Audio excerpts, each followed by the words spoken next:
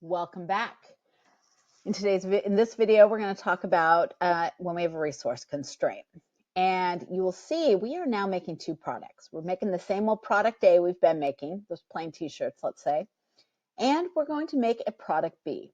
And product B is we're making 60,000 units for $1.5 million. So if I just do a quick little math here,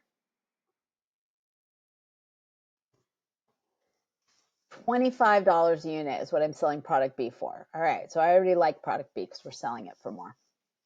All right, here's the problem. The problem is I've got a resource constraint. Both of these products need to go through my welding machine, and my welding machine has a capacity of 250,000 hours a year. That's all it can run. That's like running 3 shifts a day. That's all I got. It's probably multiple welding machines, but let's just call it one workstation. All right, so I got 250,000 machine hours a year I can use. Product A, our old t-shirts, they use 1 machine hour per unit, 1 welding machine hour. Look, this says welding machine. Let's go ahead and fix that. So it's fixed. All right, product B uses 4 machine hours an hour, and product C that we don't even have, so let's just get rid of that one because we don't have a product C, and that seems confusing. Okay, so the market demand says we could sell up to 60,000 units of product A and 80,000 of product B. So in a perfect world, we would sell at market demand. We'd sell the full 60,000 of product A, the full 80,000 of product B. But we can't. We can't make that many units because we don't have that many machine hours. So let's see how many of each product we're going to make. So first, let's get our selling price per unit, which is $8 for product A, and we already calculated $25 for product B. All right, our direct materials per unit, so we're just going to copy this from here. And direct materials for product B is $3. And our direct labor is $1.50 for product A. And for product B, our direct labor is $5 a unit. I'm just getting this from here, from our product costs. Product C, our variable overhead is $1.50 a unit. And for product B, that was product A. Did I say C? I don't know. Product A is $1.50 a unit. Product B is $2.50 a unit in variable costs. And we don't really care about the fixed overhead because it's irrelevant to the decision. We're going to be covering our fixed overhead anyway. But we do want to look at our variable selling. So our variable selling is $5 a unit for product A, or 5 cents a unit. And for product B, it is 75 cents a unit. They get much bigger commissions on the other one. Of course, it has a higher sales dollar too. All right, so our variable cost per unit, we're just going to add those up.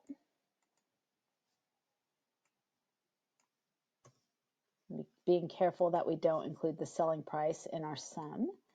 Sometimes I do that and I go, what the heck? And then I realize that's what it is. All right, so our contribution margin per unit for product A is going to be $5.30. And our contribution per unit for product B is going to be false. Huh, that seems unlikely, doesn't it?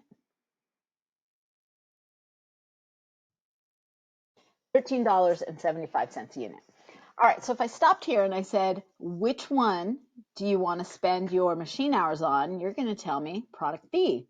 Duh, it has a higher contribution margin. We've been paying attention all semester, but there's another step. Next, what we want to look at is what is our contribution margin per machine hour? So how much money are we making every hour we run that machine, right? Because that machine is our constraint. Because of this machine, this welding machine that we can only run for $250,000 a year, That's what's limiting how much money we can make.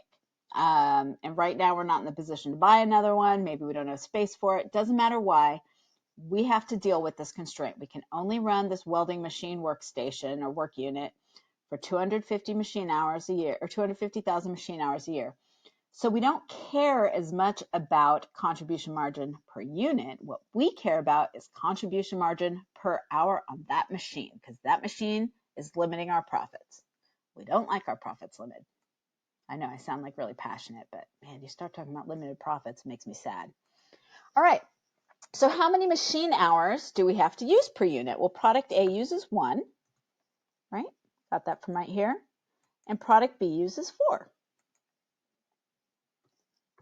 So the contribution margin per machine hour is our contribution margin per unit divided by the number of machine hours we have to use to make that unit.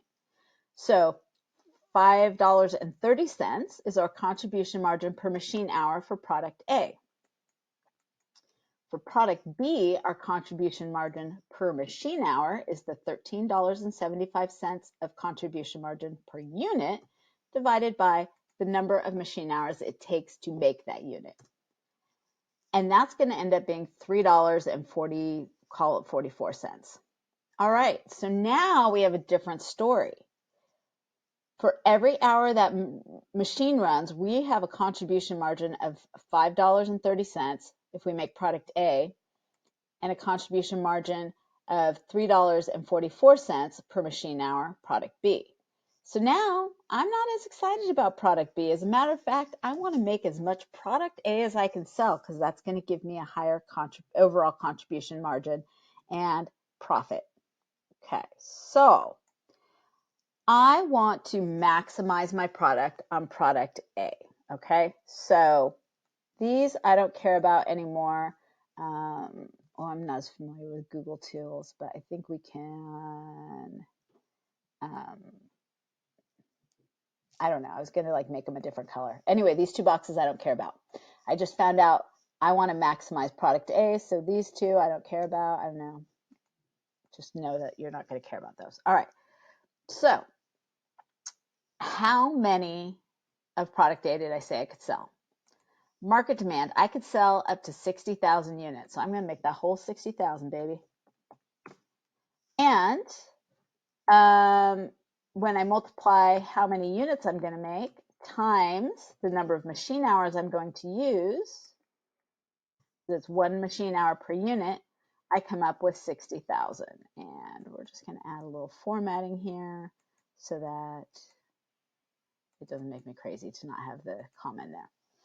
All right. So I'm going to use 60,000 units to max out product A, because that gives me the highest contribution margin per machine hour. So how many total machine hours do I have available? Well, let me look. 250,000. I only have 250,000 machine hours available. So I'm going to say 250,000. And my maximized product is using 60,000 of those. So how many machine hours do I have left over? Well, after I max out product A, with all that the market will bear, so the market, I can sell 60,000 of them, then I can't sell any more product A, so now I got to switch to product B. And when I switch to product B, I'm going to have, we are just going to get rid of, we're just going to format this really quick. All right. So I'm going to have 190 hours left that I can use on product B. Product B is going to require 4 hours on the machine to make 1 unit, okay? So if I take my total remaining machine hours that I'm willing to allocate to product B, and I divide it by how many machine hours I need to make 1 unit of 4, so 190,000 divided by 4, I find out that I am going to make 47,500 units of product B. So now I've got my plan. I'm going to make 60,000 units of product A to maximize my contribution margin per machine hour. And I'm going to use the leftover machine hours to make 47,500 units of product B. All right, we've only got one more video, so stick with me. Come back. We're going to talk about segment elimination. I will see you then.